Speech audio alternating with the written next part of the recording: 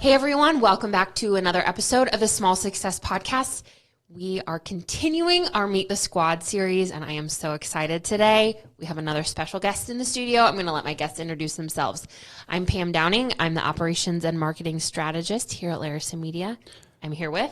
Hey everybody, Drew Larison, founder and creative director of Larison Media. Back at it again. It's a miracle. Every time I'm on another one, it's a miracle that Pam lets me back. You know, you guys should hear it after we stop recording. She's just like, what were you talking about? Oh, false. Oh, wait. Drew, all of this is false. Happy to be here. Let's introduce our third guest. Actually, I'll let her introduce herself. Anne Marie Weimer. I'm a brand strategist here at Larison Media. Awesome. Well, we are so glad you're here today, Anne Marie. We're going to ask you all the questions and get to know you some more. So, you said you're a brand strategist here at Larison Media. Can you walk us through what does it mean to be a brand strategist? So what it means to be a brand strategist is we have weekly calls with each of our clients. So we are in constant communication with them and keeping up to date on what is going on in their businesses. And then we also create the graphics that we post daily on their social media platforms. What are some of the types of clients that you work with? So we have like construction, roofing companies, eye doctors, restaurants. The whole gamut. Literally. Across anything and everything you can possibly think of. And do some of those... CBD shops. CBD shops. Mm-hmm. Any overlap with those or anything that you've observed, like the personalities of each of the small business owners? Obviously, they're all very different. I mean, all those industries you just listed are totally different from one another. I don't know. They're all different, honestly, like personality wise. I mean, they can be similar, but I think they're still all different. Any thoughts from you, Drew? Well, on the variety of our clients and how a brand strategist role. I've explained in the past, like the reason a lot of marketing companies, they just work with specific industries. Like we're a company that just works with restaurants, or we're a company that just works with CBD shops, or that medical type of world. And I've always said, the reason we work with a lot of people is because I'm a hobbyist of mine and I like knowing a little bit about a lot of things. And I think with the brand strategists, you start to think that way as well. Like you like knowing a little bit about like how the restaurant world works, or a little bit about how the CBD world works, which is massive. And you know, you deal with some of our CBD clients, and it's fun to know a little bit about a lot of things. But when it comes to the actual business owner, they're kind of similar. Yeah. No matter what industry they are, they're usually, since we work in the small business world, normally they're very passionate people, really passionate about their business. They're very knowledgeable about their business. And they're happy that we're here and helping them, because what we like to do is let us handle what we're best at, so you can go do more of what you're great at and grow your business that way. So, I mean, but they're all very passionate people, very caring about their business, their brand. And it's cool to see them trust, you know, a brand strategist with that, fairly quickly when we start working with them. Yeah, I agree. Like the relationships are similar in that way, where like they all obviously have like the same goal in mind. Like they want to grow their business and grow like, their platforms, I guess, like so that more people know about them. And so they're similar in that way, that they're like happy to talk to us and partner with us. And like Drew said, like they're passionate about what they do and spreading the word on that. So the relationships are similar in that sense for sure. Mm-hmm. Awesome. What is your favorite part about your job as a whole? Maybe it's working with clients, but do you have any things that you really enjoy being a brand strategist? The snacks in the office. The snacks, yes. About the role specifically, I mean, I do like building relationships with the clients and learning like a little bit about everything. But I really like creating the graphics because I've never really thought of myself as a creative person. That might be a bad thing to say in my role, but I feel like it pushes me to be more creative and like think outside the box, because we do have different industries, but some of them are similar. And so you want to make sure that everybody has creative and original, unique content. And so I like that part of the job because it pushes me in my mind to be more creative instead of just being basic, I guess. Well, so Anne Marie, you are one of the people at Larison Media who has served in more than one position. I'd love to hear you walk us through kind of a compare and contrast about the different roles that you've served while you're here, what you liked about each of them, what's been different about each of them, and just your perspective on your history. Okay. So in the community specialist role, I feel like, and that's, sorry to interrupt you, but that's where you started at yes, Larison Media. Yeah. So I started as an intern in the community specialist role my last semester of college. And I think that role is more of like a behind the scenes type of role, because I mean, you're still on the weekly calls and you still talk to the clients about what's going on with their relationally with their audience, right, with their audience, and then their monthly reports. But I still feel like that's kind of behind the scenes. And so in that role, yeah, you just feel like you get to know their audience. And I think that's one thing that really like differentiates the two roles, is that like as a brand strategist, you're connected with the business owner. But when you're the community specialist, you're connected with the business owner, but you're also connected with their audience. Like you feel like you know their customers, and so that's something that is different.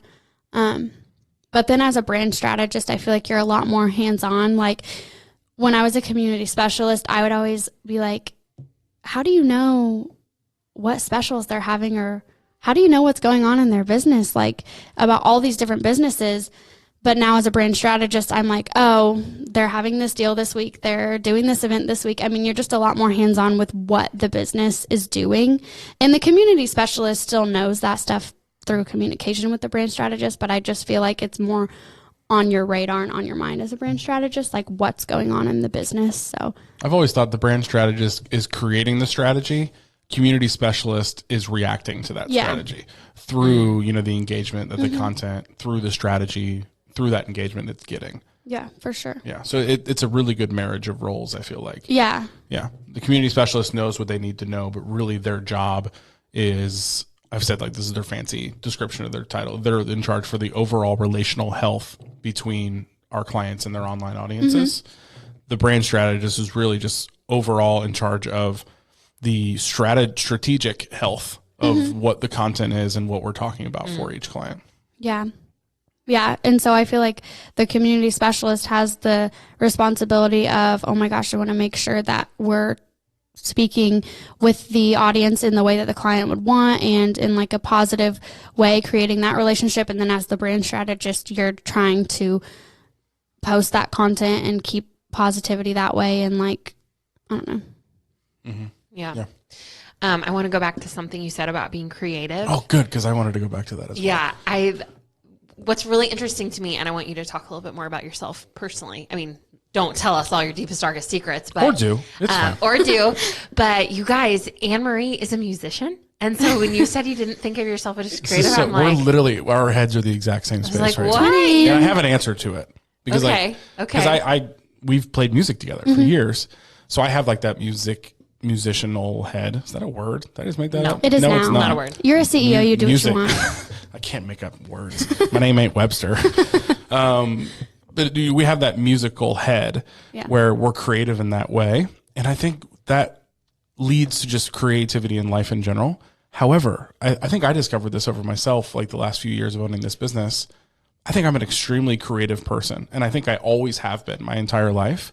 But to me, that was just me. And no one ever labeled it as creative. I never labeled it as creative. I just labeled it as my head and like how I thought. Yeah. I think that's similar to yours. Yeah. Like no one's probably ever told you you're so creative because the main area of your creativity was in music. So what they were telling you, you're talented in music. You have a really good musical head. And what they're actually behind those words is like, you're really creative. Like that's what that is. You just done it through music. Yeah. So that's, I think we're similar in that way. Cause owning this business, people tell me, I started hearing more and more about like, oh, that's really creative. That's a creative idea. Oh, you're really creative. I'm like, am I? Because it was just me. Yeah. And I think that's similar for you in a lot of ways because you're extremely creative.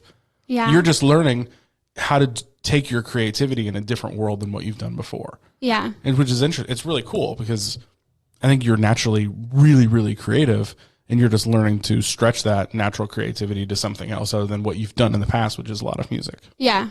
There you go. That's exactly, our heads were similar, but like that was my answer to that. Responses. Does that make sense? Yeah, no, that makes sense. And I would agree. 'Cause I feel like when I think of creativity, I think of like an artist or something. Yeah. And so I think that's why like a lot of the time, like I never really thought of myself as a creative person because honestly, I cannot draw for like anything inside of me. So like, that's why I'm like, oh, I'm not that creative. But yeah, I mean, I guess like you're saying, you just realized that, I mean, there's different ways people can be creative, and like not to boost myself up, but boost it. Music has always been something that comes super like natural to me. And like, it's like been in my family and stuff. And so, yeah, I feel like it's just such a natural thing that I don't even think of it as like anything special. Well, I mean, I think it's special, but I'm just saying it's just natural. Yeah. So I mean, in my head, a plumber can be extremely creative. Yeah. An engineer can be creative. Yeah. Like any role that you're creating or doing something, a creative person can do that role and be creative in that. But yeah, I think that people slap that creative role on music or literal art, you know, like that type of thing. But it could be so many things. And like a creative mind could be successful in anything. Yeah. And doing it in a cool, creative, different way. Because that's really creative in a way. It means different. Yeah. You know, so I mean, when Pablo, it means you're creating something. And anybody in any job is creating something. Right. I mean, like the smoothie store down the street, a person working at that smoothie store, sure, they might be following a recipe, but maybe they'll do like this cool design with something on the side of the cup. And like and anyone can be creative. Yeah. So it's that's an interesting topic in general. It's just labeling creatives. Yeah. And it's not just art. It's not just music. It can literally be anything. Yeah, I agree. I think, so it's just kind of realizing like, oh, I am creative, but I've just never like been creative in this way. Which is and what we're doing, I mean, really what you're doing is stretching your creativity, which how great is that for any creative? So just, I mean, a painter shouldn't just paint, you know, because they have that gift they have is not just for painting. Yeah. Or a musical artist shouldn't just create music because that gift they have is not just creating music. They're just a different type of brain that can do anything creative. So, I mean, if you're creative, stretch it, try new things, because you're going to be successful, probably more successful than someone that doesn't have that natural creative brain in whatever you do because you have that gift. It's a powerful thing. Yeah, totally. Well, and you use the word stretching, honestly, and we've talked about this before in other podcasts, but creativity is like a muscle. Like I remember when I first started here at Larison Media and I was trying to understand what every position did every day. And I talked to brand strategists and they told me and I remember thinking to myself, oh my gosh, you come up with new content every single day. How do you do that? But I feel like if we go with that analogy of creativity as a muscle, it's like the more creative you are, the more creative you become. And so that it is important and there is strategy behind that. But in the lens of creativity, it's something that's fun and it's something that is no longer intimidating. Like, oh my goodness, I'm producing this every single day. Yeah. Because your mind is running and churning and your creativity muscle is growing. That was a fun moment for me because like people listening, like Pam, when she came on, she kind of took leadership of Larison Media social media content. And then, you know, she was figuring that out, how to create daily content. And like, it's a thing, you know, learning how to do that and setting a schedule and all that process of it. And I remember like you came into my office, one of your first days, you're very fresh. And she's like, okay, now I'm going to think of like what I'm going to do tomorrow. And I said something to you and I'm like, now that you're in it, isn't it crazy to think that like the brand strategists are doing it for 15 to 20 businesses? Yes. Like everything you're doing every for day. One. I know. And your one is like who you work for. Yeah. So I mean, it's, you know, it's, you know, like, it so well. Yeah. And I remember saying that to you, like, isn't it crazy they do this every day for 15, like to 20, I mean, whatever the range is at the time, different brands. And you're like, it's crazy. Right. And like the brain it takes to do that is a powerful creative brain. Mad respect for y'all. Y'all got a big brain. Thank you. We Appreciate like it. Nice brain. Thanks. Okay, so we've talked about your role as a brand strategist and some of the things you enjoy, but now I want to hear a little bit about you. Tell us some of your background, where you're from, how did you end up at Larison Media? At the end, so be thinking about this, I'm going to ask you about your favorite sandwich. That's the most important question of this whole thing. Okay. So start out. Where are you from? Where'd you grow up? Her brain is only on sandwich now. It really is. Okay. Well, I mean, how deep am I getting into? I mean, you can give us up to you. An overview. Okay. Well, I was born in Atlanta, Georgia, and I lived there for 8 years, and my dad was in the Air Force, so we moved. Thank you for your service, Papa Weimer. Yes, thank you, Colonel Weimer. Colonel, yes. Yeah, because even though you retire, you're still a colonel. Absolutely. Okay, and so then after living in Georgia for 8 years, which we loved, we moved to Goldsboro, North Carolina, which is like an hour south of Raleigh, and lived there for 5 years, and then we moved to good old Kokomo. But my parents are from Bloomington, so all my family is in Indiana, so that has been nice. So you were roughly 13 when you moved to Indiana? Yeah, I was going into school. 7th grade. Yeah, yep. Gotcha. Yeah. So, yeah, and then we moved to Kokomo and went to Western. Go Panthers. And then went to IUK for business marketing and a minor in music. And then I just graduated from there in May. I didn't know you had a minor in music. Yes, I do. Of course you did. Little razzle dazzle on my degree. Very nice. Razzle dazzle. Yep.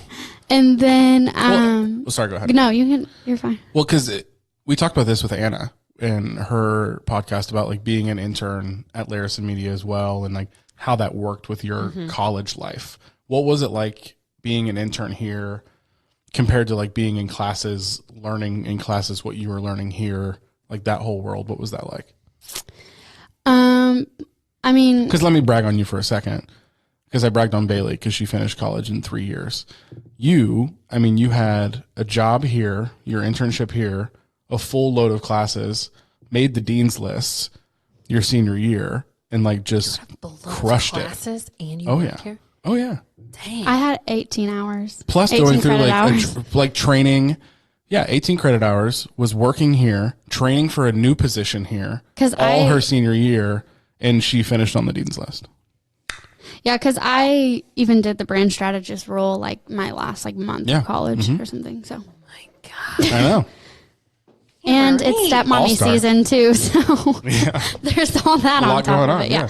But yeah. Oh, okay, yeah. I don't remember what I was saying. So your life as an intern and a college student here, like what was that like, your experience? So honestly, like personally, I'm just like more of a hands-on learner. So I really liked interning because I just feel like I learned so much more when I'm like doing something rather than just like sitting in a classroom and like reading a book or something. Yeah. Which like the last semester, a lot of my professors like tried to like do more hands-on stuff, but I just liked interning more than school because I don't know, you just get so much more hands-on learning and it's real. Like if you're doing that in a classroom, it's fake, but like here it's real. So I don't know, you just learn a lot. How do you feel like what you learned here, did that couple well with what you learned in the classroom, or were there some things in the classroom that maybe weren't all encompassing what you're learning here? I guess what I'm asking is, what we work in is digital marketing, right? So digital marketing is evolving quicker than I would guess textbooks involve. Like the things that I learned in my communications and marketing classes in college over a decade ago, those textbooks are not even used anymore because of how quickly our world is progressing and how fast social media is changing and growing. So I'm just wondering, like, what you learned in the classroom, not saying that it wasn't valid and good information, but how did that compare to what you were experiencing here? So this might be bad to say, but honestly, my professors didn't really use the books that we got because I think honestly, because like you're saying, like that information almost like isn't really relevant It's already anymore. outdated. Yeah. So it's like, I mean, we have the textbook and stuff. And I mean, some stuff is still the same. I mean, like, sure. There's some principles that are always going to be, but I think that they try to like be as modern as they can be, like in the classroom, but also since digital marketing, I feel like is kind of a newer thing. Like they still don't really know that much about it either. So it's like I might know more about it than they did at that point because I guarantee you do. Yeah, because I was interning here. And also just being like my age, like on social media, seeing it. You're just more aware of it. Right. Yeah. So, but yeah, I mean. Well, one of your professors emailed me. That's my favorite professor. Yeah. And we've talked about having him on the podcast, Professor Ring. Yeah. Is he coming? We haven't talked to him, but we want to. I need his contact info, actually. Yeah. But he emailed me about. Okay. He emailed me about 2 months, actually maybe like a month ago. And asking me to come in and like speak to 2 or 3 of his classes about social media marketing. And he was very blunt in the email. He's like, there's maybe 2 chapters on all digital marketing, not just the social media side, in the books that we use in the class. And he said, frankly, all I know is what's in those 2 chapters. And this is a professor teaching, like, your degree of marketing you just got. This is the guy who's teaching you. Yeah. And he was just very honest. He's like, I don't know what I don't know, and I don't know a lot. Could you come in and speak? So like we scheduled that, I think, like in October or November to go in. But yeah, it's crazy. Like, but I think that there's some overlap just in like what the basic principles are, right? Yeah. But I mean, but it's different. You look at probably the majority of marketing jobs in our country right now, they have to be digitally minded. Yeah, they do. The strategy tactically what that job is, especially new jobs. It's probably digitally minded. And the average college student leaving the average college is barely trained on that right now. And it's really interesting to me. Which is like honestly why everybody that works here is so lucky, because like it's kind of like, not to say that people graduating college aren't like equipped and prepared to like have a job in the real world, but it's kind of scary like when your own professor is like admitting that he doesn't know about something that is really what marketing really is now. Yeah. Well, and I think that's true in a lot of industries. The best, I mean, there is value in education. We love teachers. We love professors. Their education is valuable. Right. 100%. However, there are very few things that can replace experience. Yeah. And it's like you said, you don't know what you don't know as a professor, but also as a student or as someone entering the workplace. Like until you walk through those experiences and have them yourself, you just don't know. Yeah. And also, I mean, this is kind of deviating us from the marketing conversation, so I'll get us back on course. But just one observation about this is we're living in a really interesting time in history right now, in that the world that your professor grew up in, very different from the world that I grew up in, very different from the world that you grew up in, and likely all of those people I just described are like 10 years gapped from each other. And so much of that is because of the rapid development. Pace of change because of the internet. Yeah. Like you probably don't remember much of a world without Facebook. My kids certainly will. They'll never know a world without Facebook.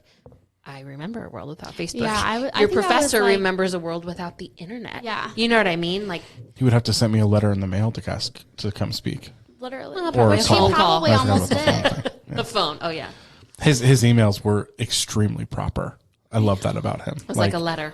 Every single reply, it was a letter. Every single time, it was nice. Well, and I feel like that's an unspoken cultural change that's happened in the last 5 years. In email, really, you felt like you had to say, "Dear Mr. Larison," and then type out your email and end it with "sincerely," and it now was like a letter. Like texting.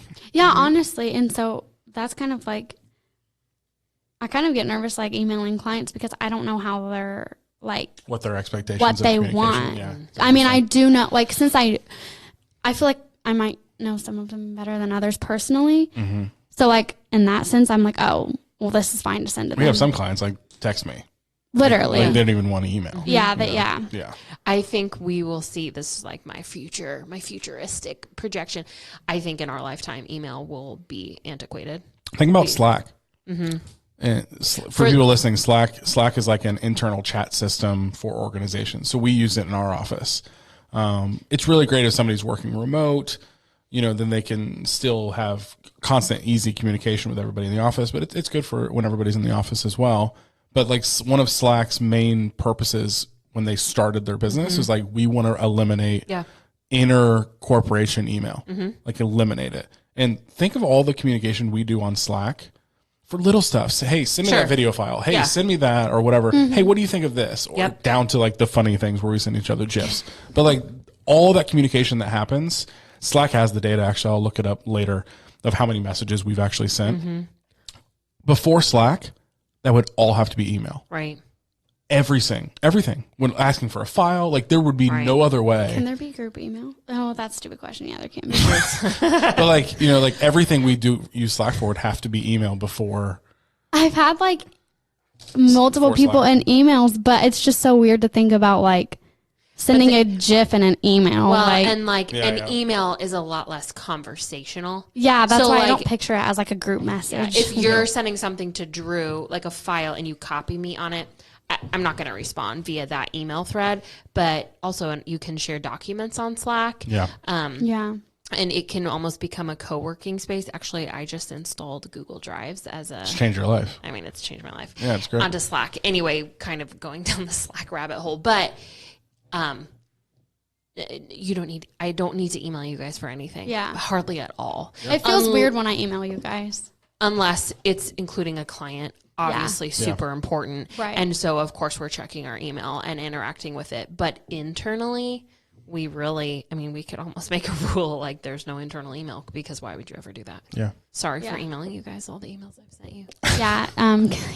No internal email, but you emailed me yesterday. I think there's I think email internally, there's still really good purpose for it. I think in my head, if I get an email from somebody, unless it's in the subject that says like urgent, I know it's like, hey, I need something when you've got time. There's different expectations. Yes. And with Slack, I expect hey, I'm working on this now. Could you give me something quick? Like that type of thing. Or so there's like, different expectations. If I'm like sending you like an ad or something, I feel like that'd be weird to send through Slack. Sure. So like send that information through email. When you're saying an ad, like for people listening to donors, like that's a bigger process than just here's an ad. Like, so there's an ad brief that includes the copy, the targeting, all that type of stuff, as well as like the graphics. So it's multiple, but I mean, it's good for organization as well. Yeah. Looking back on an email to find a file is probably easier than scrolling through tons of Slack messages. Yeah. So, I mean, they still have purpose, but I mean, it's crazy to think about our office, how much we use Slack. And if we didn't have it, that would all be email, and the amount of emails we would send. Or text. Yeah. Or talking. Which, I mean, text definitely for sure would be overwhelming. Yeah. And like not very organized. Yeah. Well, and the great thing about Slack, this podcast is not sponsored by Slack. It could be. It could be though. Call your boy Slack. I mean, there's great functionality with it. So, on occasion, someone may send me a Slack message at like 8 p.m. Well, I'm not working. I'm with my family. But there's functionality on Slack. I don't want to forget it. I've read it, so I can make it remind me about it the next morning. There's just also... Or mark it unread. Yeah, or I can mark it unread like an email. So, okay. Well, Anne Marie, back to you. What is your favorite part about marketing in general? Her eyes got real big. There's so many things. I don't know. Because it's too hard to choose. Yeah. Two things. The first would be, again, just pushing myself to be more creative in a new aspect. And then the second thing would be, like the effects of marketing, like seeing it work. Yeah. Yeah. That's cool to me. So that's a favorite thing. Yeah. Like getting those results and assuring that what you do all day is actually doing something. Mm-hmm. Yeah. Great. And with the type of marketing we do, that can be a pretty instant thing, which is a great thing. Yeah. And plus, like, so that's just like in general, but yeah, when you apply it to like what we do, it just is even better because then like the client is like happy too. Yeah. So it is really cool. I mean, Drew and I just had a conversation this morning kind of talking through what posts get great engagement and reach and what posts don't. And it was like, I had this moment of like, oh my gosh, it works. Like what we're doing is meaningful, and there's effects, there's results that we can see. Yeah. And you mentioned this just briefly when you were talking about the community specialist role, but speaking of results, that the fact that we give our clients monthly reports, I feel like is something that's really cool because they can see numbers. Yeah. I mean, if they needed it, we could do it daily. We wouldn't. We do it monthly. That's our process. But that is really cool to experience and see those results and then be able to celebrate that with the client and watch their businesses grow. I mean, we exist to serve small businesses. And so that's the goal. You're seeing it happen. So, okay, want to shift the conversation a little bit and talk about Larison Media. What do you like about working here? What do you like about the culture of Larison Media? No pressure, the boss is in the room. We've done this on all these Meet the Squad podcasts. I'm like, maybe. Yeah, the joke is always like, should I step out at this point? Probably. Just for a second. Knock twice when I can come back in. Knock twice. Okay. This is so cheesy, this question. Like, because the answer, I feel like everybody probably had the same answer. But I'm really excited because I think they have. Honestly. Have they? I think so. Go ahead. Take a listen back. The favorite part about working at Larison Media is obviously the people. You, Pam, I'm talking about you. Oh, well, this is awesome. No, it's, the people, because if you don't like the people you work with and you work 5 days a week for 8 hours, it's not a good time, even if you love your job. So when you love what you do and then you love the people that you do it with, it's just a good time. It's more fun. Winner, chicken dinner. Yeah. Cause I think that we just all have good relationships with each other, and it is fun. I mean, when it needs to be serious, it's serious and it's fun, but also knowing that you can count on the other people, or if you ever need something, nobody's going to be like, sorry, I can't do that for you. You can't sit with us. Well, I'd love to do it. It is. The answer has been the same universally. And I'd be really interested to do an anonymous poll of our clients, because my hope is that spills over. Our clients can tell we legitimately enjoy our team. We also legitimately enjoy our job of seeing them grow and serving them and helping them in the best way that we can. But not only do we do that act of service, but we're doing it together as a team, and we legitimately enjoy each other. We wouldn't have created this podcast series if we didn't want to sit down and spend a little bit of extra time with everyone on the squad. Yeah. Okay.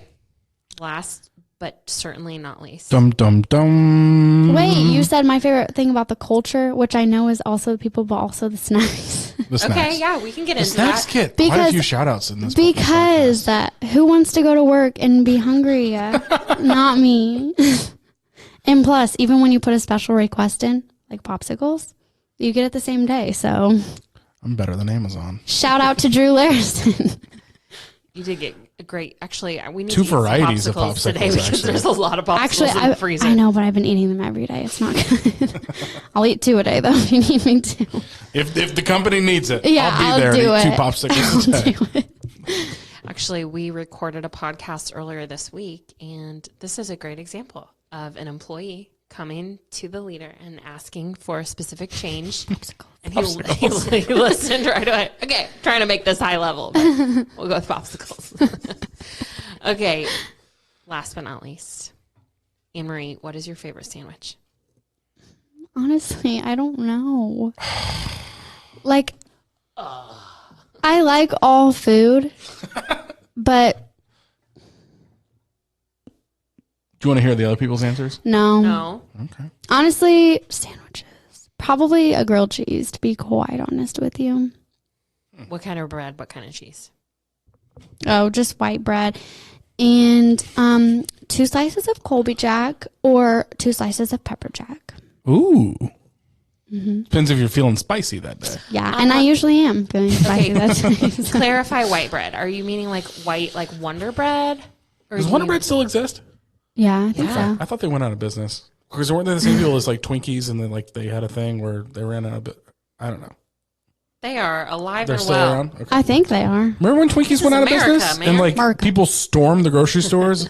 Was it just a troll? Were they back in 2 weeks? Gotcha. Yeah, it was a marketing. Yes. It was It was a the marketing biggest sales technique. week of all Yeah. time. The same Smart. people who spread the rumor that Beanie Babies would all be valuable. They took Twinkies off the shelves. It's this one marketer. Gosh, Yeah, my he's brother a had Beanie genius. Babies. Companies hire them. Oh. We had It's the same guy that came up with the McRib. Like it's only here every now and then. It's just same guy. Ugh. Brilliant. Oh, a food you don't like? I thought you said you like I don't all like food. meat. Oh, I'll eat it, but I don't like it. I won't choose it. But if it's there, I'll eat it. I know people like that. My sister-in-law's like that. I just don't like it. Yeah. And Which I'm it the just exact opposite. sketches me out. Like chicken, I feel like you can never have chicken and it not have some type of fat in it. And that's disgusting. Okay, so fat is your issue. That is my issue. And also, I just don't like steak because it takes too long to chew. Not my steak. Yeah, you're eating bad steak. I mean, But I still don't like, I don't want to, like, that's why I don't like, I'm so sorry. This is not good. Never mind. I mean, I don't like Texas Roadhouse because it's like all meat is all the entrees. Like, so steakhouse isn't your choice. I don't like that. is Texas Roadhouse a steakhouse? I think It's that not, but I'm saying I mean, like, they have like 6 to 7 different steaks on their menu. Really? I mean, Never had a I wouldn't say like, oh, let's go to a steakhouse. Let's go to Texas Roadhouse. But I just that type of place or like a steakhouse, like I'm just not that, I mean, they're so nice, but I'm just not that excited to go. I need to have you and Hayden over for sous vide Please. Sunday. And Please. I'll Hayden change- loves steak. I'll change your whole perspective on beef. You will. Like the steak I've been, which I can do this. It's my podcast. I'm going to shout out my little Instagram fun I've been having. Hashtag sous vide Sunday, where I cook something amazing sous vide style, and I'm cooking the best steak of my entire life right now. So I need to have you over. It is so tender, will just disappear in your mouth. You don't need to chew it. It's, old person approved. Does that mean? Sorry. But like, if you have good steak, you'll. Yeah. Yeah. Your opinion will change. I know, but I mean, So grilled cheese. Grilled cheese is your favorite. I mean, Okay. you can't go wrong with a good grilled cheese. As a dad, I've perfected it. I I make love really grilled good. cheese. Every now and then I get real crazy, and I saw this on YouTube years ago. You put cheese on the outside of the sandwich as well. Oh, And it's like double crunch grilled cheese with like griddled cheese on the outside of the bread. Yeah. Wow. Got some things I can teach you. My mom used to burn grilled cheese, but I still like it. She would forget it was cooking. And then you would hear her in there scraping off We the talked burn. today too, like both of us grew up in homes where there was always a coffee mug in the microwave Yes. because the mom would warm it up, forget about it, warm it up again, forget about it. Yeah, classic. Shout out to Donna. Burnt grilled cheese. Mama Larison. That's your legacy to me, Mom, is your microwave coffee. Microwaved coffee. Okay. Well, Anne Marie, thank you so much for being with us today. We've loved having you. Hope everyone who's listening has been enjoying our Meet the Squad podcast series. Stay tuned because we have more squad members we're going to introduce you to in the coming weeks. Thanks so much, and we'll see you next time.